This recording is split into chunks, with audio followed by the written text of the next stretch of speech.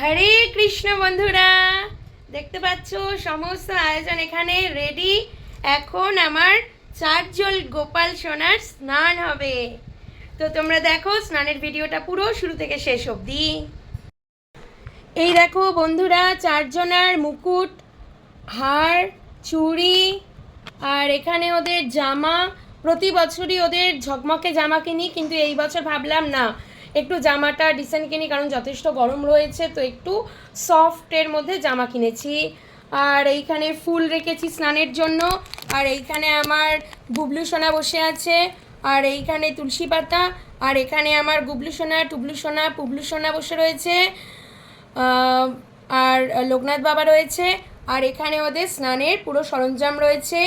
দুধ রয়েছে, কাঁচা দুধ, ঘি, মধু, অগরু, দই, মিছরি, গোলাপ জল, আর রয়েছে হচ্ছে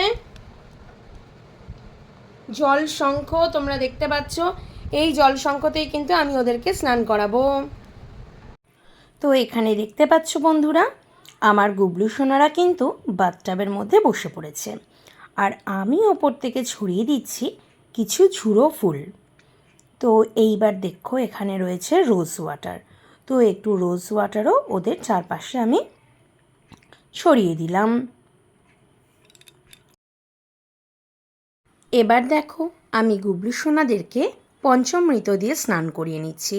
পঞ্চামৃত কি তোমরা নিশ্চয়ই জানো, মধু, ঘি, মিছরি, দই আর দুধ। দেখো বন্ধুরা, আমি কিন্তু মধু দিয়ে ওদের স্নান করিয়ে দিলাম। এরপরে আমি নিয়ে নিলাম ঘি, আর ঘিটাকে খুব ভালো করে নাড়িয়ে নিলাম। নিয়ে দেখো, আমি ওদেরকে মাথার মধ্যে ঢেলে দিচ্ছি ওদের। এরপরে আমি দিয়ে নেব হচ্ছে মিছরি।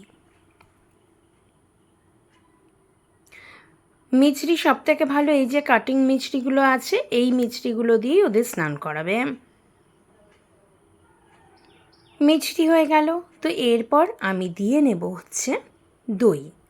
দই দিয়ে ভালো করে স্নান করিয়ে নেব। দই দিয়ে স্নান করানোর পর আমি নেব দুধ। সবসময় মনে রাখবে, দুধটা যে তোমরা নেবে, দুধটা কিন্তু অবশ্যই যেন কাঁচা দুধ হয়। দুধ যেন কোনোভাবেই জাল দেওয়া না হয়। একদম দোকান থেকে কিনে আনবে, কাঁচা দুধটাই দিয়ে দেবে।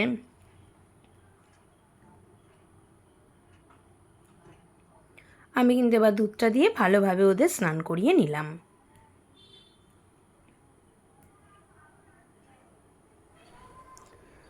দেখো বন্ধুরা, এবার আমি জল শঙ্খের মধ্যে গঙ্গা জল নিয়ে নিয়েছি। গঙ্গা জলের সঙ্গে কিন্তু অন্য কোনো জল মেশাইনি, শুধু গঙ্গা জল নিয়েছি, অগরু নিয়েছি, আর তুলসী পাতা দিয়ে গুবলু সোনাদেরকে খুব ভালোভাবে স্নান করিয়ে নেব।